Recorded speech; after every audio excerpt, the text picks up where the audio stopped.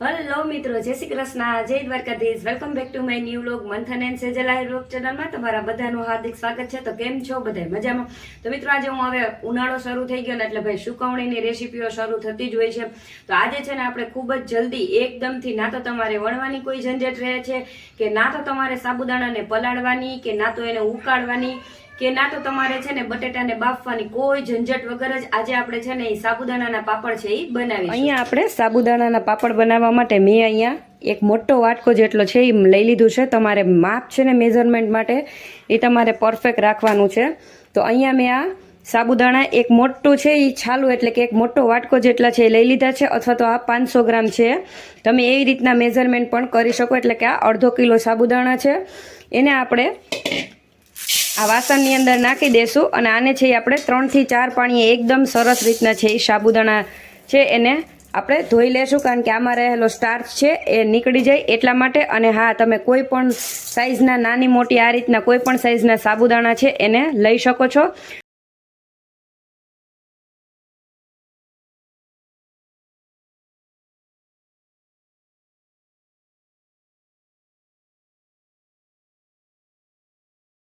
તો આપણે અહીંયા 2 થી 3 પાણીએ એકદમ સરસ રીતે સાબુદાણા છે એને ધોઈ લીધા છે. તો હવે આપણે આને સાઈડમાં રાખી દઈશું.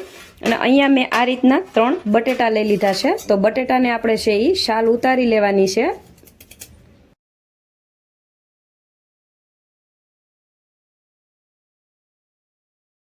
બટેટાની શાલ છે એ ઉતારી લીધી છે. અને આવી મારી પાસે નાની ઝીણી છે એ ખમણી છે. એની અંદર રેગ્યુલર આપણે યુઝ કરતા હોય ને એ જ ખમણી લઈ લેવાની છે. તો એની અંદર આપણે બટેટાને આ રીતના ખમણી લેશું. જો આ રીતના એકદમ સરસ ઝીણું ઝીણું છે એ પતલું પતલું ખમણ છે એ થશે. તો આપણે 3 બટેટાને આ રીતના ખમણી લેશું. જો આપણે આ રીતના બટેટાનું છે એ 3 બટેટાનું ખમણ છે એને કરી લીધું છે. તો આને હવે આપણે સાઈડમાં રાખી દેશું. અહીંયા આપણે આ એક કુકર છે એ લઈ લેવાનું છે. અને આપણે અહીંયા છે ને જી વાટકીથી આપણે સાબુદાણાનું માપ લીધું હતું ને એ જ વાટકાથી આપણે અહીંયા માપ લેવાનું છે.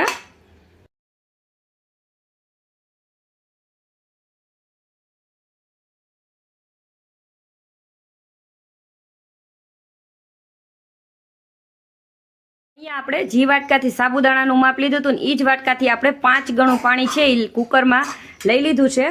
અને હવે આપણે કુકરની અંદર છે એ આપણા ધોઈ અને સાફ કરેલા સાબુદાણા છે ને એને આપણે એમાં નાખી દેવાના છે.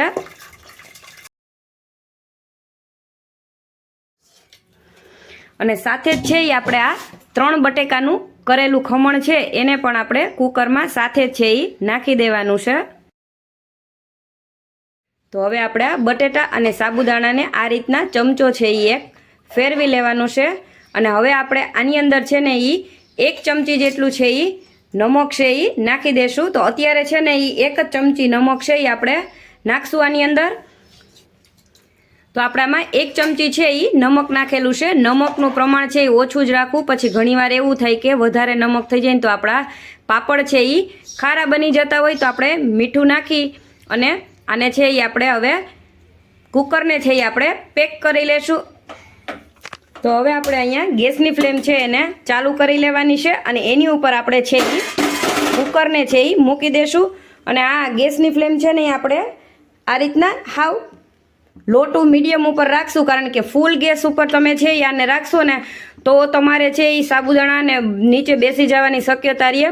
તો આપણે હવે કુકરની અંદર છે એ ખાલી 3 જ વિસલ છે એને વગાડવાની છે. તો એ આપણે વગાડી લેશું.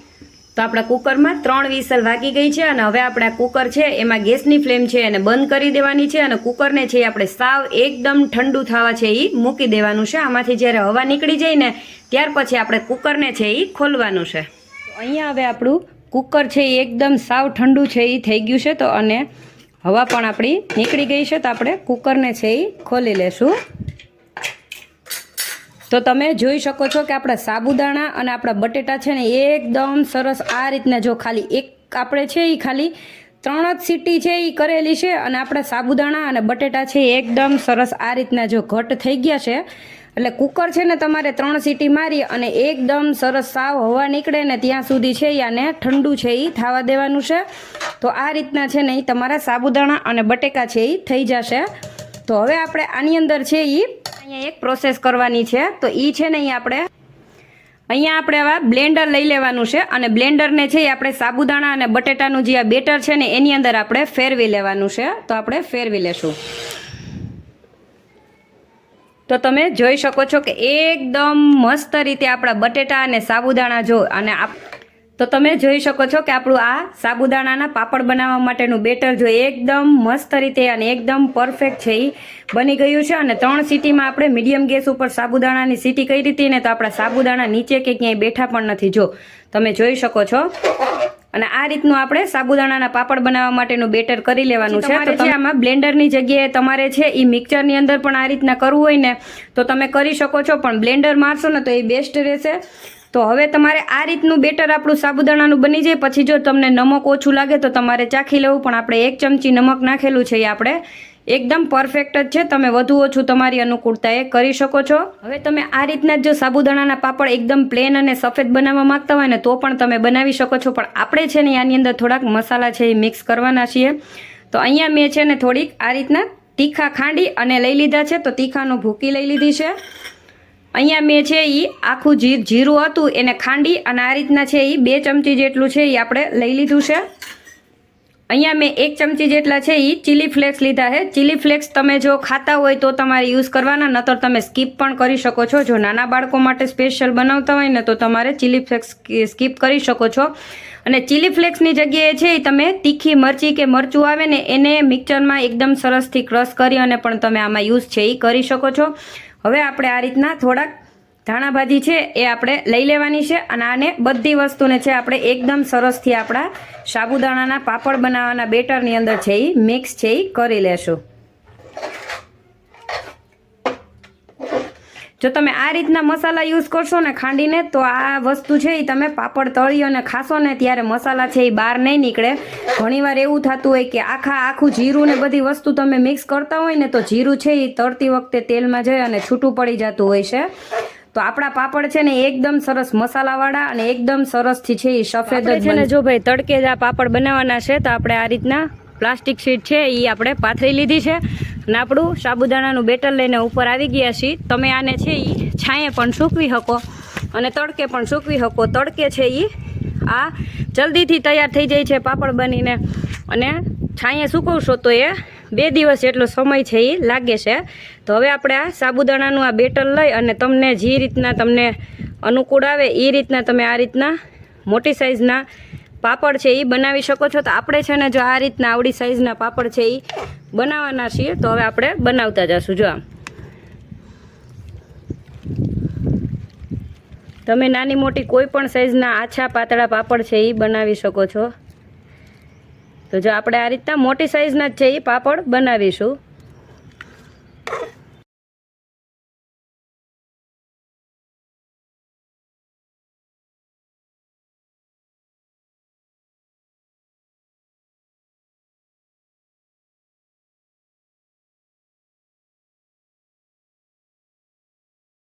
તો તમે જોઈ શકો છો આપણે બધા સાબુદાણાના છે એ મોટી સાઇઝના પાપડ છે એ બનાવી લીધા છે અને સૂકવેલા છે. જોઈ લો આપણે બહુ મોટી સાઇઝના પાપડ બનાવેલા છે, એટલે આપણે છે ને એ આટલા પાપડ બનેલા છે. તમે જો નાની સાઇઝના કરશો ને તો તમારા પાપડ છે એ ઘણા બધા થશે. તો આપણે આ રીતના છે એ બધા પાપડ છે એને બનાવી લીધા છે. હવે આપણે આને તડકે છે એ સુકાવા દેશું. જો 4 જેવો ટાઈમ થઈ ગયો છે અને તમે જોઈ લો આપણા સાબુદાણાના અને બટેટાના પાપડ છે ને એ એકદમ સરસ આ રીતના જો સુકાવા લાગ્યા છે. તો હવે આપણે એને આ રીતના બીજી બાજુની સાઈડ છે ને એ ફેરવી લેશું. તો જો તમે જોઈ લો એ એકદમ સહેલાઈથી આ રીતના જો તમે કરશો ને એટલે તરત છે એ ઉખડી જશે. અને પ્લાસ્ટિક છે ને જેમ જેમ સુકાવા મળશે ને એમાં પ્લાસ્ટિક છે એ છોડવા મળશે. તો આપણે બધા સાબુદાણાના અને બટેટાના પાપડ છે એને આપણે આ રીતના બીજી બાજુની સાઈડ ફેરવી લેશું. એટલે સાંજ થાય ને ત્યાં એકદમ સરસથી ખખડી જાય ને એ રીતના સુકાઈ જશે. તમે જોઈ લો જો આ એકદમ પ્લાસ્ટિકમાં છે એ ચોટી ગયેલા છે. આ જેમ જેમ આને હજી ઉખેડશું ને તો પણ આમ જો આ છે ને એકદમ આ રીતના સુકાઈ જાય ને એટલે પ્લાસ્ટિક છે એ છોડવા માંડે છે આપણા પાપડ છે ને. જો તો હવે આપણા બધા સાબુદાણાના અને બટેટાના પાપડ બનાવેલા છે ને એને બીજી બાજુની સાઈડ છે આપણે ફેરવી લેશું. તૈયાર છે મિત્રો. વણવાની તો ઝંઝટ વગર જ, પણ ના તો તમારે સાબુદાણાને પલાળવાની કે ના તો તમારે છે એને ઉકાળવાની કે ના તો બટેટાને બાફવાની, કોઈ જ ઝંઝટ વગર જ જો તમે કેટલા એકદમ આછા અને પાતળા અને એકદમ આપણે અલગ રીતે જ છે એ સાબુદાણાના અને બટેટાના પાપડ બનાવ્યા છે. તો તમે જોઈ લો એકદમ પાતળા પાતળા, અને તમે જોઈ જ શકો છો એક પણ પાપડ આપણો તૂટ્યો નથી. અને આપણે જો કેવડા મોટી સાઈઝના છે એ સાબુદાણાના પાપડ છે એને બનાવેલા છે. તો અહીંયા આપણે છે ને તેલ ગરમ કરવા મૂકી દીધું છે. તો તેલ પણ આપણું સરસથી ગરમ થઈ ગયું છે. તો આ છે ને એ એનાથી પણ છે એ ડબલ મોટી સાઈઝમાં છે ને આપણો આ સાબુદાણાના અને બટેટાના પાપડ છે ને એ થાશે. તો ચાલો હું તમને ફ્રાય કરીને પણ બતાવું.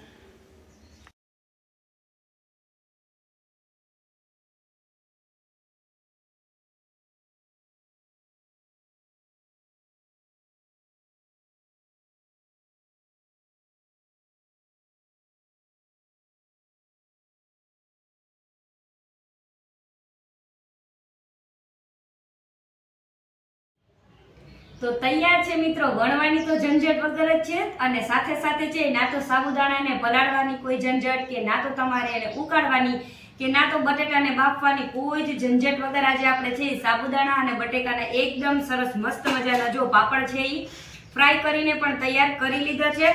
અને આ સાબુદાણાના પાપડ તમે જોઈ લો, આપણે છે એ આ રીતના મોટી સાઈઝમાં છે એને બનાવેલા હતા. તમે કોઈ પણ સાઈઝના બનાવી શકો છો. છતાં પણ આપણે છે ને આ 70 જેટલા પાપડ છે એ બનેલા છે.